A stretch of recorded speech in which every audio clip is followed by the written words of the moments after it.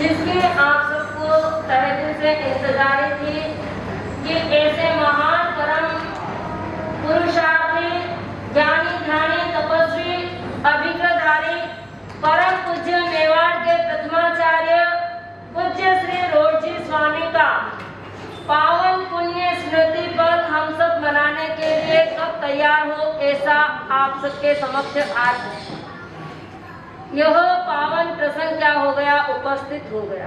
अष्ट दिवसीय जो प्रतिवर्ष हम रखते हैं, ऐसा घुन्नी मैया ने आप सभी को बहुत ही सुनहरा अवसर दिया है अपने कर्मों को क्षय करने का। चलिए बढ़ते हैं आज ऐसे पावन पुरुषोत्तम पूज्य आचार्य भगवान श्री रोडजी स्वामी का प्रथम दिवस आया है। इसको हम किस तरह से मनाते हैं कि शिक्षा का दूत और संस्कार की शक्कर।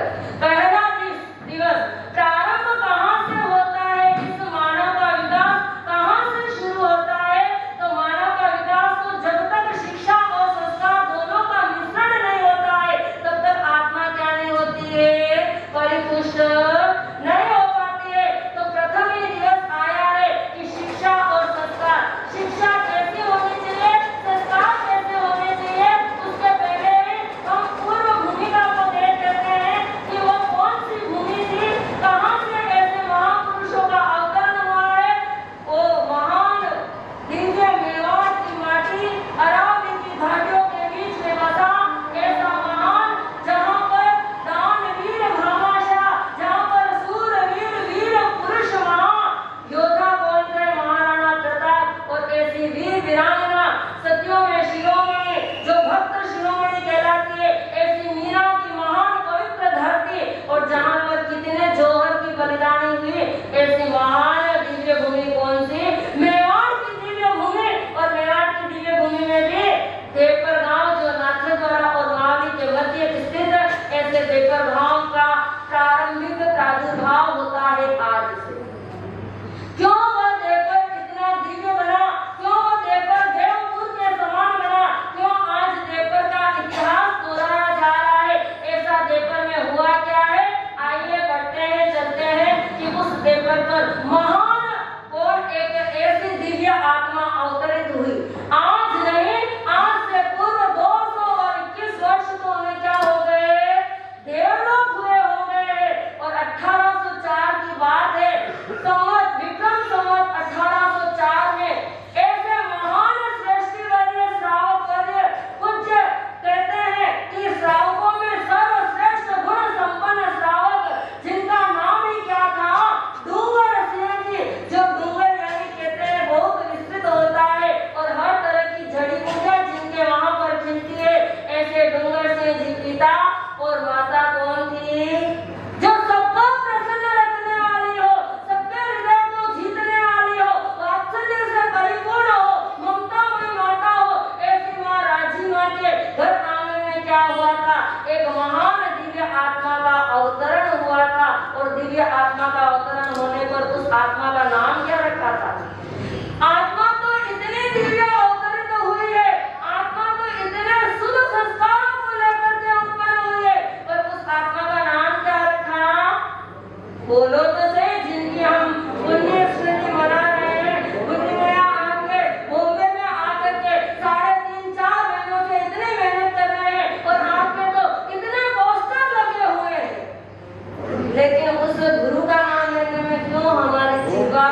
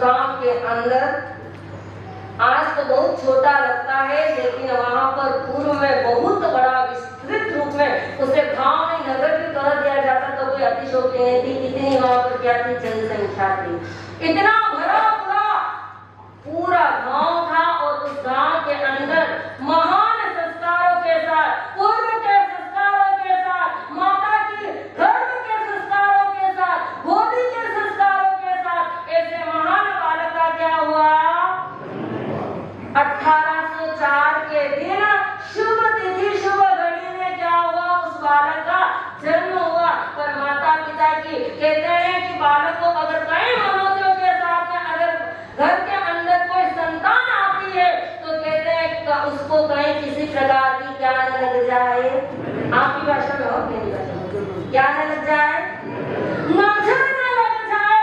तो देखिए आप अच्छी तरह से जानते हैं आपके दादा परदादा या आपके अड़ोसी पड़ोसी के पहले पूर्व के नाम कैसे होते थे, कचरा मंडी, रोड़ी मंजी और कैसे कैसे ऐसे पोपट लाल जी कैसे कैसे नाम। तो उस बालक का भी नाम क्या रख दिया, और नाम भले ही रोड़ी रखा पर उस रोड़ी में भी क्या मिल गया, रतन मिल गया। इस जिन शासन को प्यारा रतन मिल गया। ऐसे पूज्य रोजी स्वामी का क्या हुआ, जन्म हुआ है।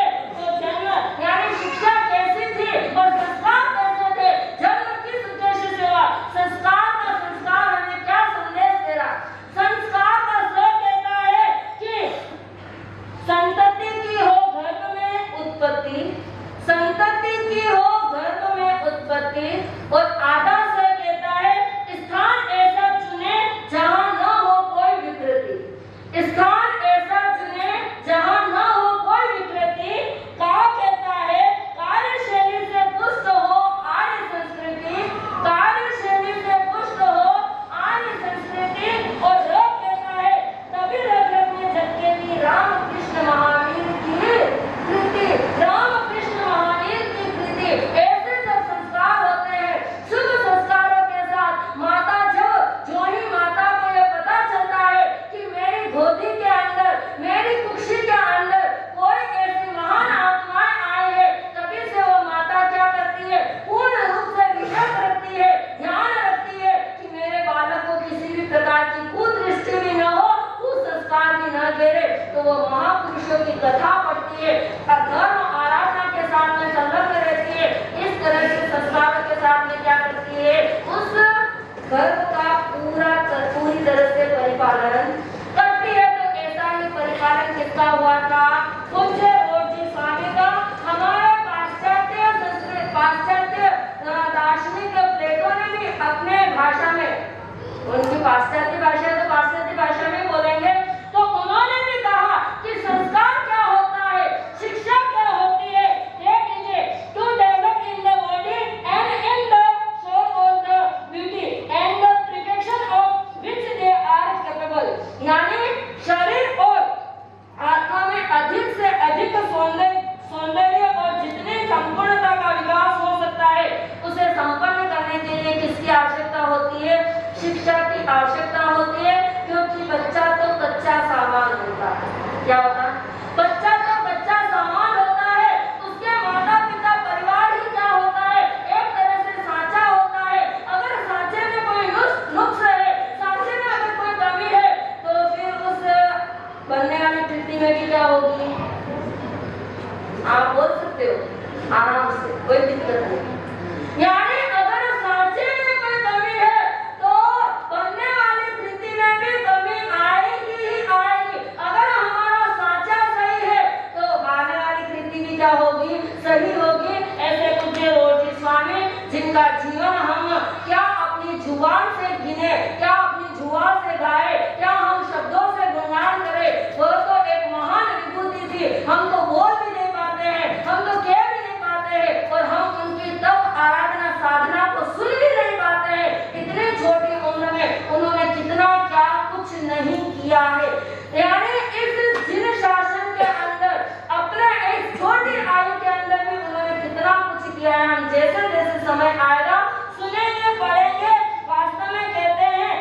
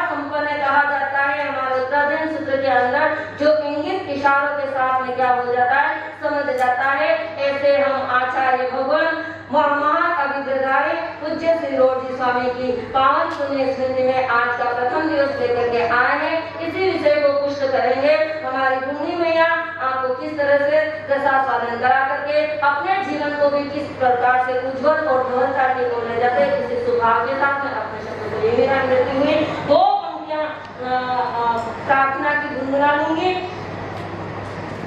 जय जय रोड जी स्वामी, ओ स्वामी जय रोड जी स्वामी, प्रभु जय रोड जी स्वामी, पल पल तुमको ध्याऊं, पल पल तुमको ध्याऊं, अंतर्यामी जय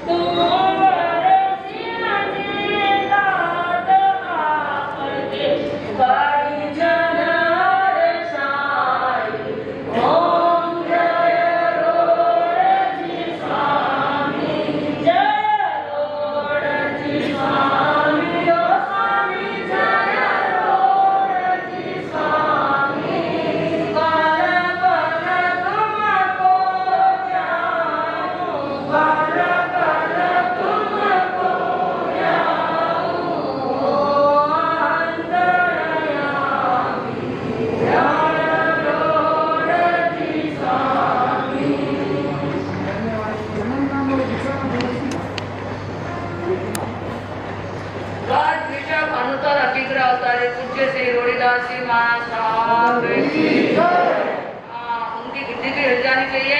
आराम से बोलिए, बोलने में कंजूसी ना करें, क्योंकि आपका जिह्वा भी पवित्र होगी, जीवन भी पवित्र होगा, क्योंकि उनके नाम से ही हमारा जीवन खिल जाता है।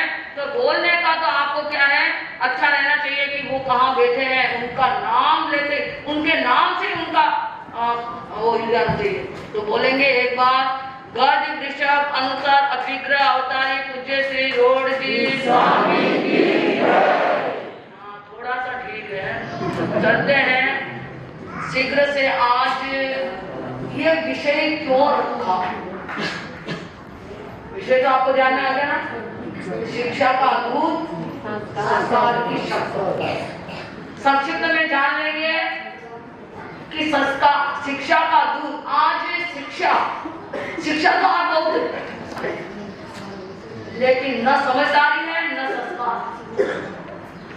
जहां देखो वहां पर इतनी ऊंची ऊंची डिग्री प्राप्त है, घर में कोई भी शांत नहीं बैठा है, किसी को ये फुर्सत तक नहीं है कि मैं एक सामायिक करूं। सब जॉब पे जाना है, काम पे जाना है, दुकान पर जाना है, अकेला हूं।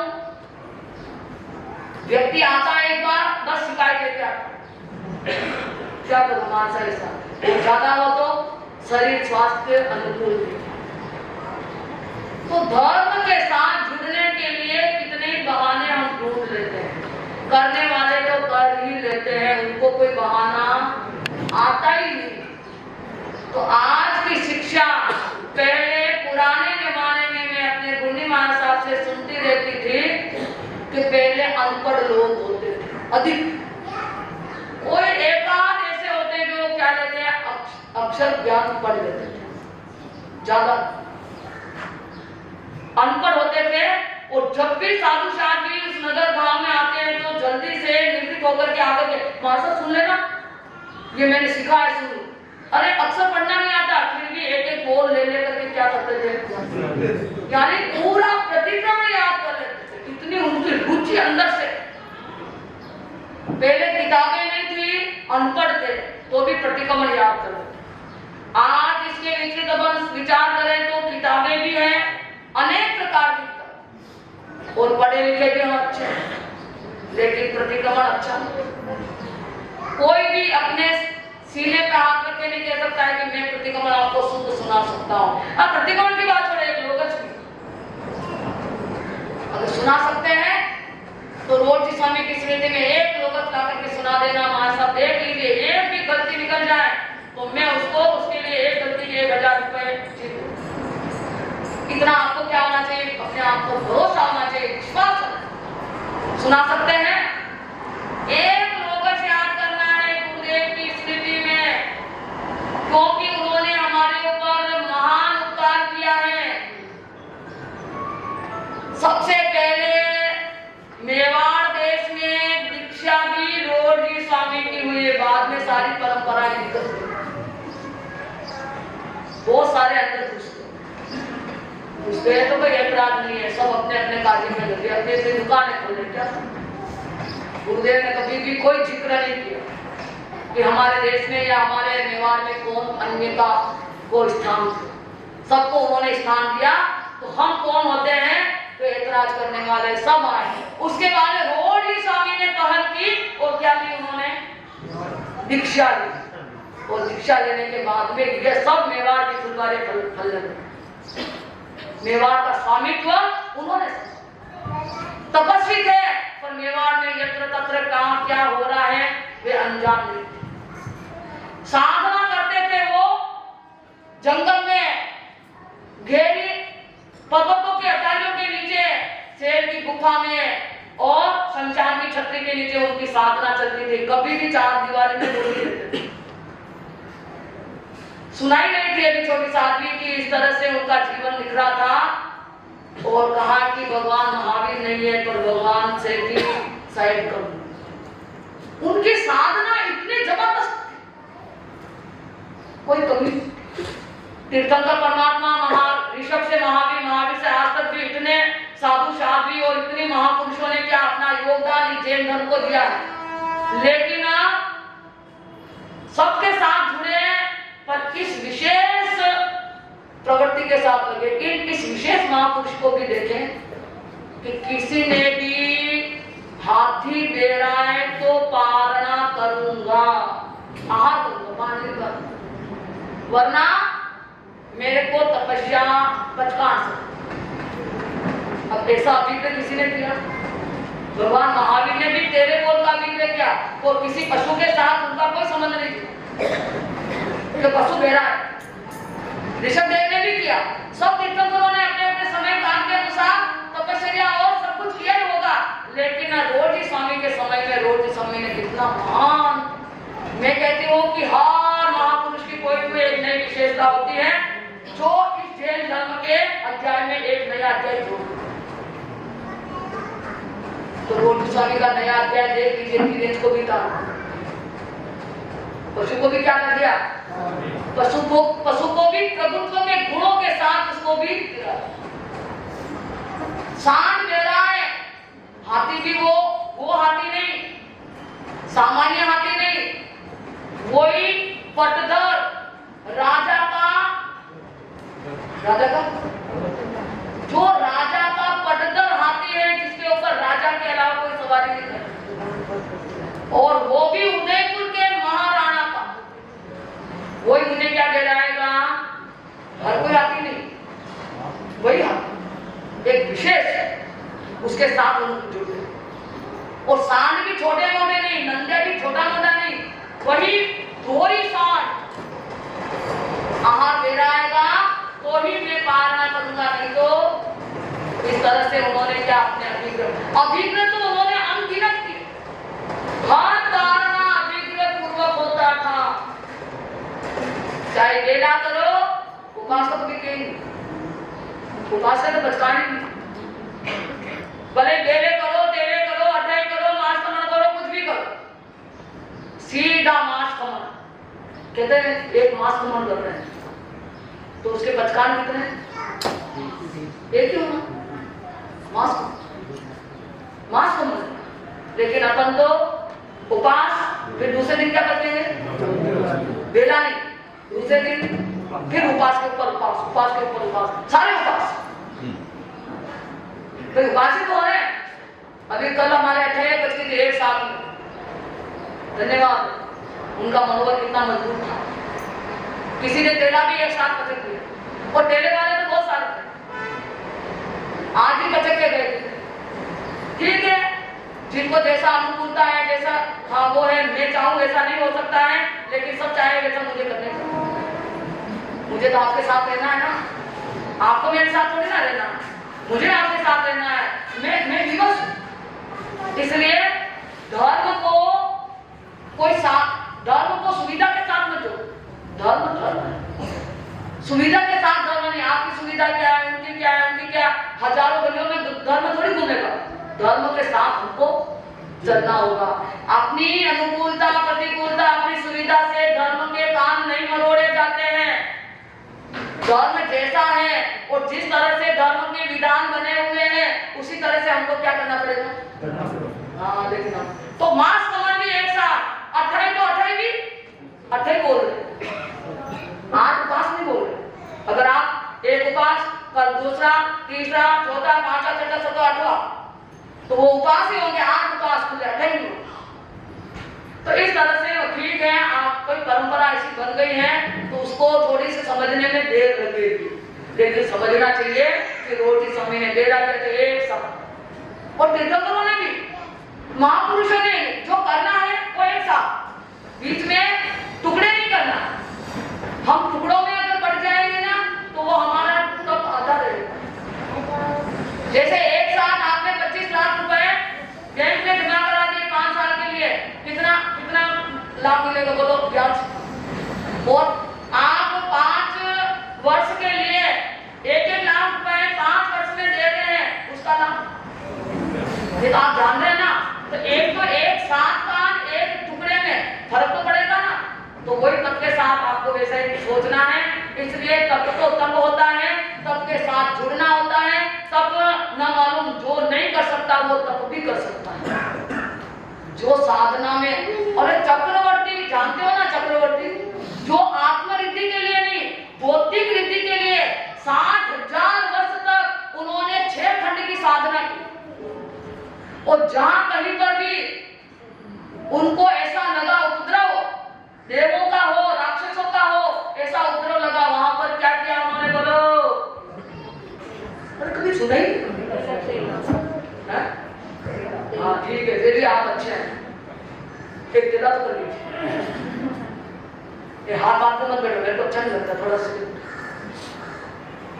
कहने का मतलब चक्रवर्ती सम्राट भी भौतिक सिद्धि की समृद्धि की प्राप्ति के लिए जहां कहीं पर कोई उपद्रव होता था, देवों का हो किसी अन्य का हो, तो वो क्या साधते? तेरा करते हैं। चक्रवर्ती साधना करते कितने? 13 गिना है। आप बोलिए 13 कितना महत्वपूर्ण है। एक छोटी सी तपस्या का भी महत्व कितना महान है। वो 13 करते थे। चक्रवर्ती की सेना कितनी बड़ी है, चक्रवर्ती का बल कितना बड़ा है। चक्रवर्ती की सेना 84,000 हाथी, 84,000 घोड़े और 84,000 रथ और 96 करोड़ पैदल। 84 लाख हाथी, 84,000 लोचा, 84 लाख घोड़े, 84 लाख पदाति यानी रथ और 96 करोड़ उनकी सेना है। इतनी बड़ी सेना भी कुछ भी नहीं कर सकी, उनको नहीं बचा सकी। लेकिन एक छोटा सा तप, कौन सा तप? तेरे तप से वो जीते। इतनी बड़ी सेना उनके साथ थी, लेकिन उपद्रवों से और उनको परेशानियों से तेला ही बचा सकता था। उन्होंने कितने तेले कर दिए? 60,000 वर्ष में जहां कहीं पर भी उनको ऐसा लगा कि तेले की साधना करनी, पचकान नहीं लेते पर 3 दिन भूखे रहते। भूखा रहना अलग बात है, पचकान लेना अलग बात है। क्योंकि पचकान पता नहीं, मैंने तो नहीं सुना पचकान करते हैं, फिर भी अगर करते हो तो करते हो, आपको भी ऐसा समझ में आता है। लेकिन तेले की वो साधना 3 दिन की साधना और वो सब कुछ जीत जाए। तो अब बोलो तेला यानी तप बल कितना महान है। सैन्य बल, आत्मबल, मनोबल इतना होते हुए भी तप बल के बिना उनकी हाथ जीत नहीं हो सकती। तो इतना था। तो इस तरह से कहने का अर्थ यह है कि रोजी स्वामी का प्रारंभिक जीवन कितना सुंदर था। ये देखिए, संस्कारों की बात चल रही थी, शिक्षा की बात चल रही थी। शिक्षा का दूध जानते हो? आप ही पीते हो कभी दूध? दूध कितने प्रकार का होता है? कहाँ से दूध मिलता है? सबसे पहले तो हमें दूध मिलता है माँ का, और माँ के दूध का कोई मूल्य नहीं होता है क्या? सबसे पहले दूध किसका किया? उसका कितना दूध किया हिसाब नहीं लगा सकते। आप हिसाब कर सकते हैं क्या? अब माँ के साथ क्या करना है? आप दूध पिलाते हो, गिलास तोड़ देते। अरे माँ के दूध का मूल्य कभी नहीं चुका सकते हैं, लेकिन आपने कभी भी माँ को दूध पिलाया? कोई नहीं बोले, पिलाया बोलने की हिम्मत ही नहीं। वाकई नहीं, अगर माँ जीवित हो तो देख लेना, सवाल और समझ जाना, नया अध्याय छोड़ देना, और माँ भी ये सोचने लग जाए कि मेरा बेटा अचानक से इतना परिवर्तन कैसे। जगत की गायों का दूध भी पिला लोगे तो माँ के दूध की कीमत पूरी। हाँ, ध्यान रखना, इतनी महान है हमारी माँ। हाँ ठीक है, बहुत लंबा नहीं। दूसरा दूध आता है पशु का, जो गाय बकरी और भैंस का होता, तो टीनेज का भी दूध, तो वो भी आपने किया भी, लेकिन उसको कितना आपने साथ दिया, कितना उसको खिलाया। आप ले लेते हैं उसका लाभ, कुछ दिया। और दूध कहाँ से आता है बताओ?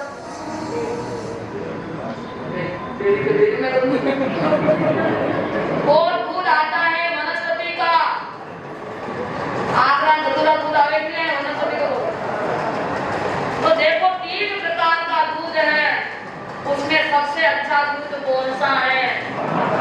हाँ, माँ का दूध तो जन्म लेते ही पियो, और मरने के पहले भी शुभ संस्कारों के साथ दूध पी करके ही मरो। माता नहीं,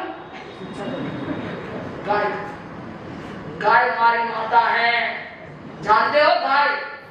और कहाँ है वो? ढूंढो।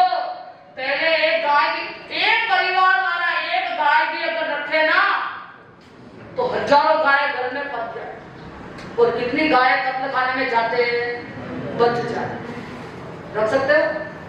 अब तो घर गौशाला खुल रही है। अरे गौशाला नहीं, आपके घर में गाय। और मैंने पहले भी कहा, गाय शुभ सुकून है। गाय का मुंह देख लिया तो नंद है, जो नहीं देखते होगा। लेकिन किसी को भी ये, अरे बच्चे को पालने का भी उसको फुर्सत नहीं है, तो गाय को क्या पालेंगे? जो पशु का पालन करेंगे, जो पशु की रक्षा करेगा, वो कभी पशु नहीं बनेगा। अगर आप अपने आप को पशुओं से, पशु योनि से बचाना चाहते हैं, तो पशुओं की क्या करो? सेवा, रक्षा करो। अब तो ये बातें तो कोई सुनने की और कहने की नहीं। तो इस तरह से आपको जानना है। और वनस्पति का दूध भी, अगर पहले वनस्पति घी होता नहीं, तो दूध आएगा तो इस तरह से है। तो आपको ध्यान देना है। संस्कार यानी शिक्षा का दूध तो पहले तो दूध में शक्कर डालते थे, कभी डालते थे? अगर आपने भगवान का एक छोटा सा उत्तराधीन सूत्र में पहला अध्ययन की पहली गाथा का पहला चरण इस बात को साबित करता है, इस बात की साक्षी देता है। संयोगा विप्रमुक्त, यानी संयोग से विप्रमुक्त, यानी संयोग किसी का न चाहो। बात समझ में आ रही ना? दूध के अंदर क्या डाल दिया? हाँ, ध्यान रखना, ये तो ठीक है, अच्छा है, लेकिन शक्कर डाल दी। तो अब आप विचार कीजिए कि स्वाद दूध का आ रहा है कि शक्कर का? स्वाद ही बदल गया। दूध का स्वाद भाई, इसलिए किसी को मिलाओगे तो वो उसका मूल्य कम होकर के वो उसके मूल्य में आ जाएगा, होगा नहीं। इसलिए भगवान ने तो पहले बोल दिया है कि सहयोग वाली में किसी का सहयोग मत करो, खाने पीने की वस्तुओं को भी नहीं मिलाओ और किसी का सहयोग भी नहीं चाहो। बस कोई करे तो अपना पुण्य, गुरुदेव का प्रताप है, हमें माता पिता का क्या है आशीर्वाद है, कोई हमारी क्या करना सेवा, लेकिन हमें अपेक्षा किसी से भी न अपेक्षा न उपेक्षा, अपेक्षा भी नहीं रखनी है, उपेक्षा भी नहीं रखनी। इस तरह से जीवन अगर बना है तो आप देख लीजिए कितना हमारे जीवन का कितना सत्य साबित हो सकता है। तो इस तरह से आपने देखा है बात क्या चल रही है, संयोगा विको मुकस, सहयोग न चाहो। दूध के अंदर अगर शक्कर मिलाई है तो स्वाद किसका आएगा? हाँ, वो नहीं मिलाओगे तो चलेगा। और पानी मिलाओगे तो दूध में कैसे मिला सको आप? दूध में पानी डालो कि पानी में दूध डालो, आप ही करो। आजकल तो दूध का कोई मतलब ही नहीं, अर्थ ही नहीं है। दूध को देखे तब तो भी इतना लगता है कि सर इसको क्या इतना अच्छा नहीं, जितना अच्छा पहले। सारी मनुष्य की प्रकृति ऐसी क्रूर हो गई है, हमारी सबकी प्रकृति इतनी क्रूर हो गई है, तो उस क्रूरता के साथ में वस्तु भी क्या हो गई, वस्तु का भी स्वभाव इतना अच्छा नहीं है। जितना हमारा स्वभाव, हमारी प्रकृति जितनी अच्छी रहेगी ना, तो ये प्रकृति हमारे अनुकूल होगी। जब रोजी स्वामी को ऐसा लगता था कि कुछ गलत होने वाला है तो वो हाथ ऊंचा कर देते, तूफान आ रहा है, कोई लोग आके बोलते हैं कि गुरुदेव गुरुदेव बचाओ, तूफान आने वाला है, अरे घबराओ नहीं, हाथ ऊंचा किया, तूफान चला। ऐसे ऐसे होते थे महापुरुष, घबराओ है, हम है ना, क्या घबराने की जरूरत। और धर्म अगर नहीं कर सकता है तो उसको धर्म क्या है? सारे संकटों का और सारे विपत्तियों का निदान क्या है? संकट में सुख में ये जन्म जन्म साथ है। कौन? याद रखना, संकट में सुख में ये जन्म जन्म साथ है, तेरी मेरी पुण्यवानी आया अपने साथ, अपने हाथ में आया नहीं है, आपकी और हमारी पुण्यवानी से यह इसको मिला है, ये धर्म हमें प्राप्त हुआ है। अगर हम धर्म की आराधना में नहीं लगे तो ये खोटी बातें हो जाएगी। इसलिए आपको ध्यान देना है, संस्कार की शक्कर, अगर आपको शिक्षा तो है पर समझदारी है, क्या समझदारी? समझदारी नहीं। देखो एक प्रधानमंत्री ये तो इसमें तो 9-10 हो रहे हैं, वो क्या हो रही है? 5 साल के लिए रुकोगे ना? रुकोगे ना? अगर आप पूछते हैं तो ही मैं कोई बात करा रहा हूँ। देखो ऐसा है, संक्षिप्त में,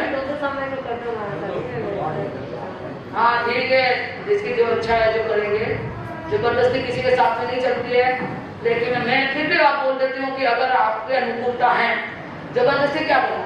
अरे एक जगह एक गुरुकुल में, पहले पढ़ाई कहाँ चलती थी? गुरुकुल में चलती थी। गुरुजी एक भी विद्यार्थी ऐसा समझदार आ जाता तो गुरुजी सोचते हैं कि बस मेरे लिए काफी, अधिक को क्या चाहिए, मेरे गुरु ने मुझे सिखाया है, मैं उसको सिखा दूं, बस गुरु का रीत समझ। इसलिए एक गुरुकुल में 3 मित्र आए विद्यार्थी बनकर के, गुरुजी से शिक्षा प्राप्त करने के लिए तीनों प्रतिबद्ध थे। गुरुजी ने उनकी शिक्षा प्रारंभ की सफाई से, शिक्षा का प्रारंभ सफाई से हुआ कि गुरुजी की झोपड़ी को पहले साफ करो, ऊपर नीचे से साफ, फिर गुरुजी के कपड़े धोना, गुरुजी को भोजन बनाना खिलाना, यानी अनाज निजाना, अनाज बोना, अनाज को निजाना, अनाज को पकाना, अनाज को सुधारना और अग्नि पे चढ़ाना, परोसना, ये सारे के सारे कार्य, और वस्त्र पहनना नहीं, वस्त्र को प्राप्त करने की ड्यूटी थी। कमाश को कैसे धोना है, कैसे निकालना है, सूत बनाना है, धागा बनाना है, धागे से फिर कपड़ा बनाना है, कपड़ा को क्या करना है, पहनना है, पहन करके धोना है, धो करके साफ कर, ये सारी क्रियाएं कहाँ से प्रारंभ होती थी? सब सिखाते, चाहे वो राजकुमार है ना चाहे निम्न जाति का, सबको बराबर सम्मान समदर्शी से उनको सिखाया। तीनों विद्यार्थियों ने बराबर तरीके से घोड़ा होने लगती थी, नहीं नहीं आज गुरुजी का काम मैं करूंगा, वो नहीं आज मैं करूंगा, ऐसी उड़ा ली। अब उनको गुरुजी का कोई काम करने को मिल जाता इतनी प्रसन्नता हो, कहा मुझे आज कितना मेरा सौभाग्य है कि गुरु की सेवा का मुझे क्या मिला, अवसर मिला।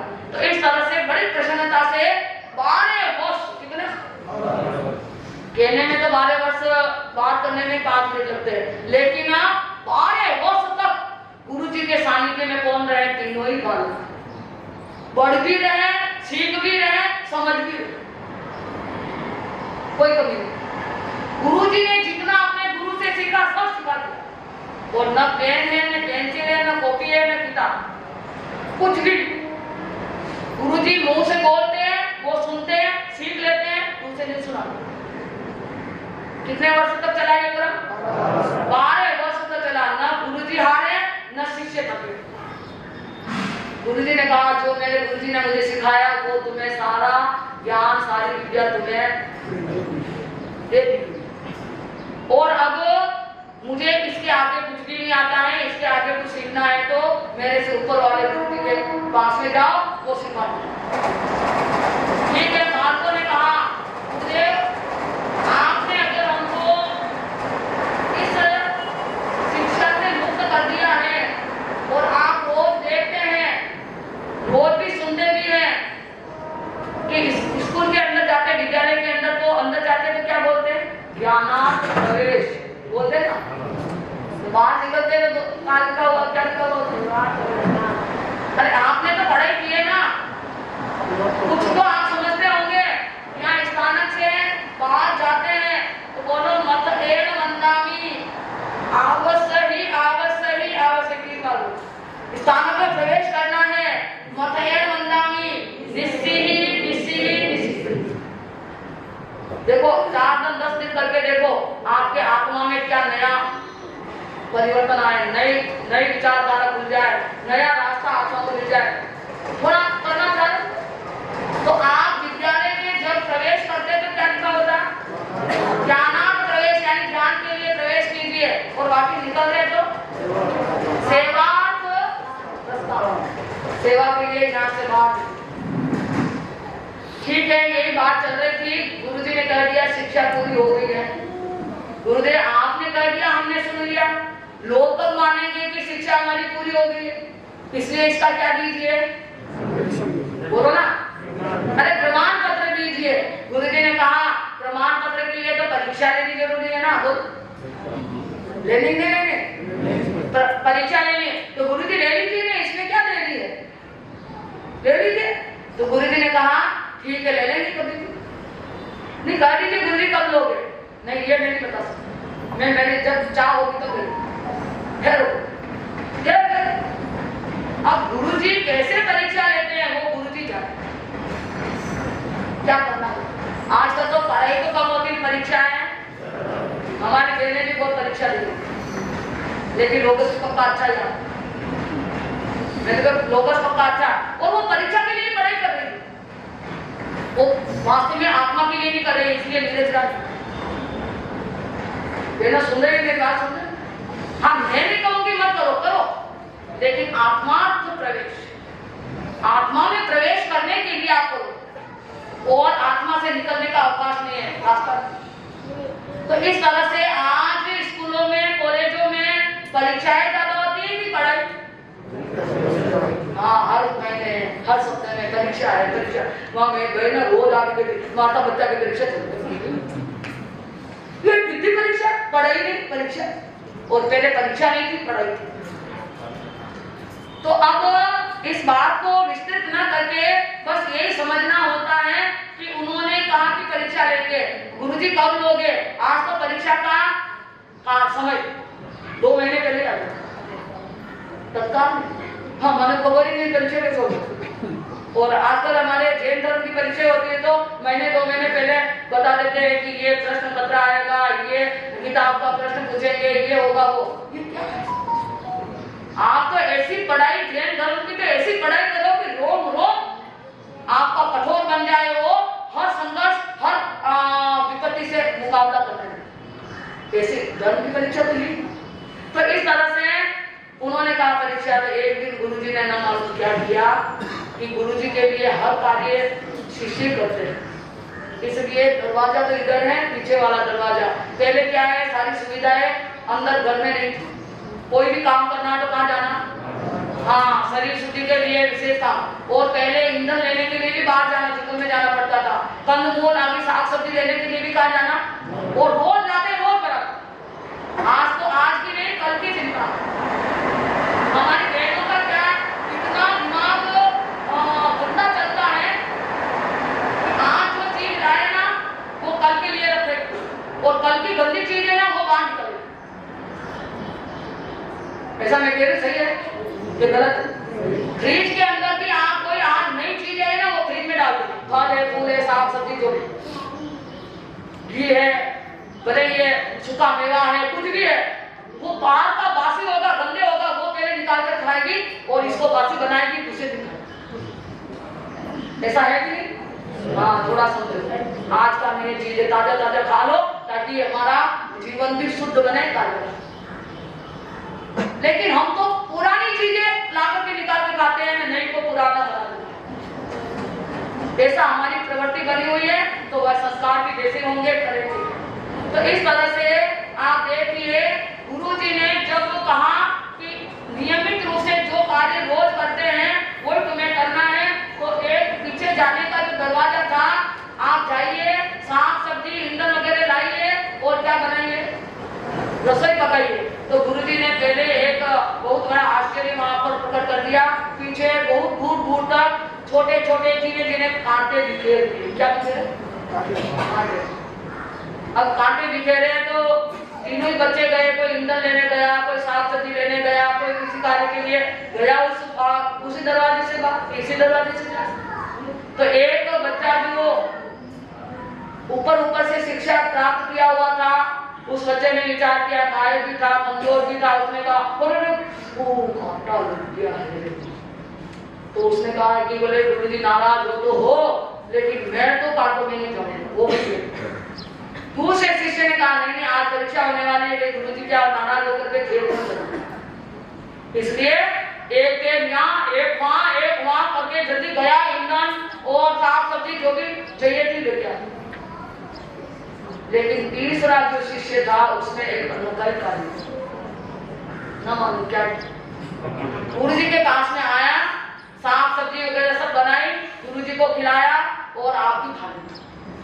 उसके बाद में गुरुजी परीक्षा, गुरुदेव का परीक्षा हो गई। परीक्षा हो गई, अरे गुरुदेव परीक्षा कहाँ हुई है, अभी तो कुछ पूछा ही नहीं। अरे पूछना थोड़ी ना है, अरे हम तो कल से रटन लगाए हुए कि पहले वर्ष में पहले दिन क्या सिखाया, दूसरे दिन क्या सिखाया, दिन में सीखते, रात में दोहराते, ऐसा करते करते 12 वर्ष की पढ़ाई को 12 घंटों तक हमने क्या किया, तैयारी। और आपने परीक्षा कहाँ ली है, पूछा तो कुछ है नहीं। अरे पूछने की बात नहीं है, हमने देख ली योग्यता परीक्षा। तो प्रमाण पत्र दीजिए, प्रमाण पत्र एक को दिया, फिर दूसरे को दिया पास, तीसरे को दिया योग्यता प्राप्त। बात समझ में आ गई ना? संक्षिप्त में आपको इतना ही जानना है। और बच्चों में कहा हम सब तीनों ही एक साथ आए, तीनों ही एक साथ पढ़े लिखे, लेकिन गुरुजी ने हमारे साथ क्या किया, पक्षपात किया। गुरुजी आपने ऐसा क्यों किया? गुरुजी ने कहा मैंने कोई पक्षपात नहीं, जैसा आपको देखा, जैसे आपको समझा, वैसा मैंने क्या देखा। गुरुजी हम भेद कैसे हुए और ये पास कैसे हुआ, ये इतनी ऊंची श्रेणी कैसे चली गई, बात समझ लीजिए भाई। ये तो अपने मन से पूछ लो, सबसे ताजा तुम्हारा मन जो कहेगा वही तुम्हारे साथ जुड़ेगा। मैं बोल दूंगा तुम्हें दुख होगा, तो बात समझ, आप समझ गए कि पहला तो वहीं बैठ गया, हार गया, एक कांटे से भी हार गया, वो अपना कांटा कैसे निकालेगा। अरे कांटा निकालो कैसे, की चीजें साधन। अरे कांटा निकालने के लिए आपके कांटा लग गया है, आज तो लगेगी ना, ऊन मोजे इतनी सब पैरों की सुरक्षा है, आज तो कांटा नहीं लगे, हाँ लगेगी, निकालने नहीं पड़ेगा, तो निकलेगा नहीं, अंदर तो कांटे निकले। जेंटल में कांटे कितने हैं, हाँ वरना कांटा नहीं निकालना हो तो कांटो चाहिए। एक कांटा बच जाता है, पैर में लग जाता है, तो उसको निकालने के लिए साधन क्या है? अरे दूसरा कांटा जो अंदर है वो दुखदाई है और जिससे निकाला जा रहा है वो सुखदाई है। अब अपने आत्मा में कांटा कितना है? अरे माया, निदान, मिथ्या दर्शन, सत्य, ये 3 कांटे लगे हुए, उसको निकालने के लिए कोई कांटा है? देख ये कौन सा कांटा है, लाना पड़ेगा, खरीदना पड़ेगा। अरे कैसे है उसको खरीदने के लिए मूल्य चाहिए। हाँ ठीक है, तो अब आप देखिए कांटे से भी जो गगरा गया वो अपने कांटे कैसे निकालेगा, इसलिए उसको कहा कि भाई तू काबिल नहीं, चलो ठीक। और जो कांटे से नहीं घबराया और वो अपने लक्ष्य को प्राप्त कर गया, दूसरा पास। और तीसरा व्यक्ति था, उसने सारे कांटे, अरे मैं स्वयं थोड़ी बचना है, मुझे तो सबकी सुरक्षा में लगना है, इसलिए झाड़ू लेकर के सारे कांटे को साफ करके एक तरफ ऐसी जगह डाल दिया कि किसी के पैर में, बोलो कौन है ऐसा? ऐसा। इसीलिए कि ज्ञानार्थ प्रवेश सेवार्थ प्रस्थान, ऐसे कि मैं अपने आप को नहीं बचाना, मुझे सबको बचाना, सबकी सेवा करना, सबकी रक्षा करना, तो बोलो वो पास होता है। तो अब अपन आज शिक्षा, आज बात क्या, शिक्षा तो बहुत है पर संस्कार की शक्कर नहीं डालते हैं, संस्कार कुछ भी नहीं सीखते हैं। अगर गोदी में, गर्भ में संस्कार नहीं दिए तो गोदी में दे दीजिए, भूल ना कीजिए, और गोदी में संस्कार नहीं दिए तो घर में दे दीजिए। अगर घर में संस्कार नहीं दिए, बाहर निकल गया तो वो वापिस आपके हाथ में आने वाला। इसलिए संस्कार का देना, पहला संस्कार गर्भावतरण। कितने संस्कार है, लेकिन आज हमारे जीवन के साथ वो संस्कार आवश्यक जुड़े हुए हैं। पहला कौन सा? गर्भावतरण संस्कार नहीं है, कोई भी गर्भ में संस्कार नहीं देता है। कौन देता है?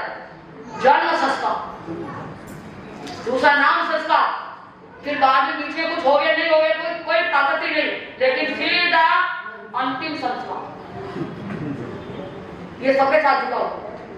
नाम भी आजकल ऐसे अटपटे रख देते जिसका कोई अर्थ नहीं, कुछ भी समझ नहीं, ऐसे ऐसे नाम रख देते और उन नाम के अनुसार उसकी क्रिया भी वैसी की जाती। तो बहुत सारी बातें हैं, अभी कितनी तो आपने दुनिया से सुन ली है, कितनी हमारी क्रिया से सुन ली है, और बाकी क्या रहा है। इसलिए आपको संस्कारों के साथ अगर शिक्षा में यानी संस्कार, शिक्षा के साथ संस्कार जुड़ते हैं तभी जाकर के जीवन में नया प्रकाश होता है। अगर संस्कार की भी एक बहुत बड़ी चिकित्सा हुई है, संस्कार शब्द की भी एक बहुत बड़ी चिकित्सा हुई है, तो सन का मतलब अभी सुना है, स का मतलब सुना है, और हाँ, तो इस तरह से सब किसी ने बताया ना अभी, तो इस तरह से आपको जान लेना है एक संस्कार शब्द के साथ कितना हमारे जीवन में कितना परिवर्तन हो सकता है। तो आप संस्कारों के साथ जुड़ेंगे तो बहुत अच्छा रहेगा। रोज जी स्वामी को संस्कार, हमारे जीव के साथ संस्कार पूर्व गौ का भी साथ में आता है, और पूर्व गौ का नहीं आता तो इस गौ का माता पिता से मिल जाता है, माता पिता से नहीं मिलता है तो हमारे सगे संबंधियों से कुछ मिल जाता है, सगे संबंधियों से नहीं तो विद्या अध्ययन से मिल जाता है, गुरु से मिल जाता है, और दोस्तों से मिल जाता है। कितने ही संस्कारों में जुड़ जाते हैं, लेकिन संस्कारों में कम, कुसंस्कारों में ज्यादा लग जाते हैं। तो बहुत अच्छी बात है, समय भी बहुत हो गया है, मुझे तो घड़ी का ही मात्रा बहुत लंबा चला गया, 10:15 हो गया ना। हाँ, तो अब हम ज्यादा आपसे क्या अपेक्षा रखते हैं, जैसे रोज स्वामी के 8 दिवसीय कार्यक्रम में पहला दिन जो आपके सामने रखा गया, संस्कारों के साथ शिक्षा, शिक्षा के साथ संस्कार का जुड़ना आवश्यक है। शिक्षा बहुत हो गई है, समझदारी बिल्कुल नहीं रही है। आपको समझदारी का संदेश लेकर के जाना है और सिखाना है अपने आने वाली पीढ़ी को, तो बहुत अच्छा रहेगा। यहाँ आनंद, आगे भी आनंद, सर्वत्र आनंद हो। ऐसे ऐसे महान कार्य के लिए हम प्रस्तुत हुए हैं, और आज पूरे दिन का जाप भी है, जाप में भी लाभ लेना है। हमारी डोंबिवली की संघ आया है, और डोंबिवली में भी उन्होंने अच्छी सेवा की है, और आज यहाँ पर उनका क्या रखा है, आज का उनका तारीख है, और यहाँ संघ सेवा में आज प्रस्तुत हुए हैं। तो डोंबिवली संघ से कहना है कि आज के जाप का और आज की प्रतियोगिता का संपूर्ण दिवस का लाभ डोंबिवली संघ को ही प्राप्त करना है। अन्य आए न आए, अन्य जुड़े न जुड़े, लेकिन आपकी तो बहुत बड़ी जिम्मेदारी है। वंदन करता हूँ भगवान महावीर स्वामी के चरणों में, जिनके दिव्य संदेशों की समूची मानवता को संयम, सत्य और अहिंसा का मार्ग दिखाया। गुरु अम्बे सौभाग्य नागन कोमल गुरली में प्रेम उगम राज विजया के चरणों में वंदन, नमन, अभिनंदन। उपस्थित स्वागत सभा सादर जय जिनेन्द्र। साथ ही अत्र विराजित परम पूज्य मातृ देवी विजयलता जी महाराज सहित समस्त साधुगण के चरणों में कोटि की वंदन नमन अभिनंदन। आपके चरणों की वंदना से ही वातावरण पावन हो जाता है और आत्मा में शांति व श्रद्धा सात्विक का संचार होता है। मेवाड़ भवन की पुण्य भूमि विराजमान चातुर्मास पर्व तप स्वाध्याय ज्ञान और आत्मशुद्धि का यह पावन अवसर है। इतिहास में एक आध्यात्मिक युग के रूप में अंकित होगा। आपका यह महावर्षावास न केवल साधना व संयम की प्रतीक होगा अपितु श्रद्धालुओं के लिए एक अमूल्य आध्यात्मिक धरोहर के रूप में भी अमर रहेगा। आपके सानिध्य में उपस्थित होकर आज डोंबिवली कल्याण श्री संघ को विशेष सौभाग्य प्राप्त हुआ, यह मेरा दृढ़ विश्वास है। आपके चरणों में जो भी आता है उसका जीवन स्वतः ही भगवान महावीर की वाणी का केंद्र बन जाता है। आप जिस श्रद्धा समर्पण और आत्मबल से भगवान महावीर का संदेश जन जन तक पहुंचा रही है वह सराहनीय है, प्रेरणादायक और अनुकरणीय है। मैं ईश्वर से जिनेन्द्र प्रभु से प्रार्थना करता हूँ कि पूज्य माता जी को उत्तम आरोग्य, अखंड तप शक्ति एवं अविचल ध्यान प्राप्त हो। आपकी तपस्या, आत्मानुभूति और प्रबोधन हमें प्रतिदिन नूतन ऊर्जा प्रदान करते हैं। इस चातुर्मास में आपके सानिध्य से हम सभी को न केवल धर्म ज्ञान आत्मिक विकास का अवसर प्राप्त होगा अपितु सही दिशा देने की प्रेरणा भी मिलेगी। जय हिंद, धन्यवाद।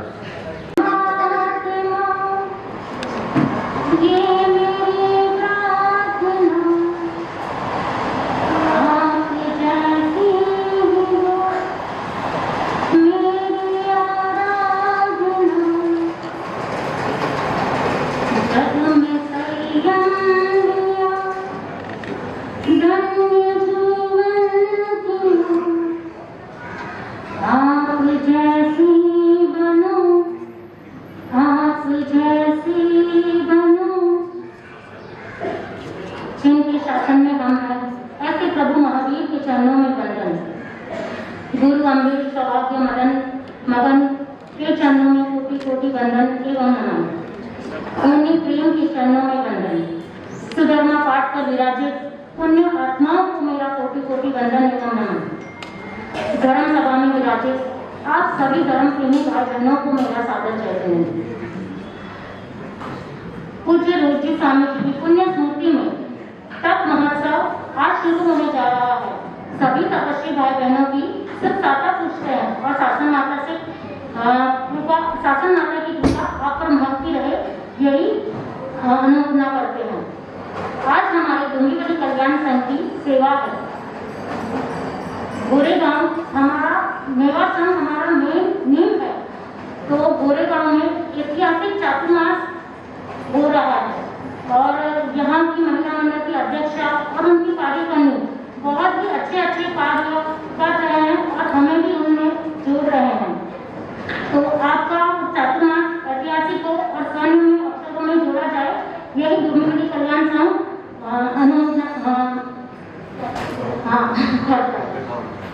अपने भाव रखता है। अधिक कुछ नहीं कहना चाहूंगी, अंत में यही कहूंगी, विजय की जीत है, लता का साथ है। विजय की जीत है, लता का साथ है। प्रज्ञा की आंखों में ज्ञान की ज्योति है। प्रज्ञा की आंखों में ज्ञान की ज्योति है। दूसरों के लिए जीना ही पुण्य जी का कहना है। दूसरों के लिए जीना ही पुण्य जी का कहना है। इन्हीं भावना के साथ अपने शब्दों को यही विराम दूंगी। जय जनीन, जय मां। बहुत बहुत धन्यवाद।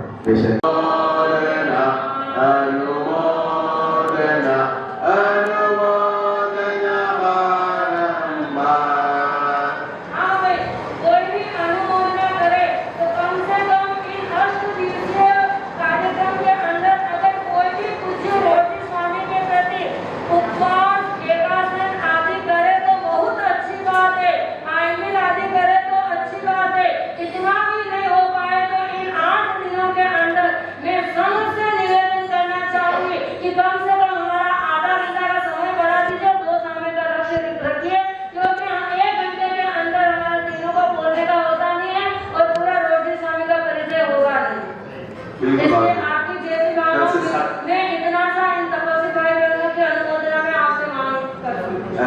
जो केवल 10 आसना गुरुदेव के हिसाब से रचना करने का अंदर हमारे पिता गुरु प्रदेव सब समझ हो आज का आशा आइंबिल नेवी अरे जो भी संग आए एक आइंबिल एक कासना पुरुषों में कासना बेरों में आइंबिल ये कोई उपवास आज के उपवास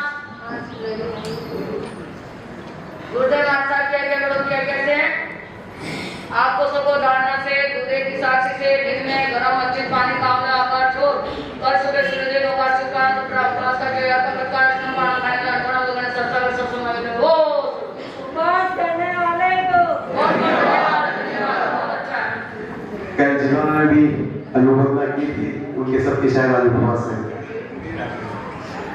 कोई बेला आगे आज का बेला हाँ बेले वाली बहने गुरुदेव माता के बड़ों के दिन में गर्म अच्छे पानी कामना आकार छोड़ कल सुबह सूर्य को काशी स्नान धारणा से आपके बच्चे ने बेले जो यात्रा प्रकार स्नान पानी में अंदर वगैरह सत्संग को समझ लो तपस्या करने वालों को धन्यवाद पहला 3 उपवास 4 5 और कोई बड़ी तपस्या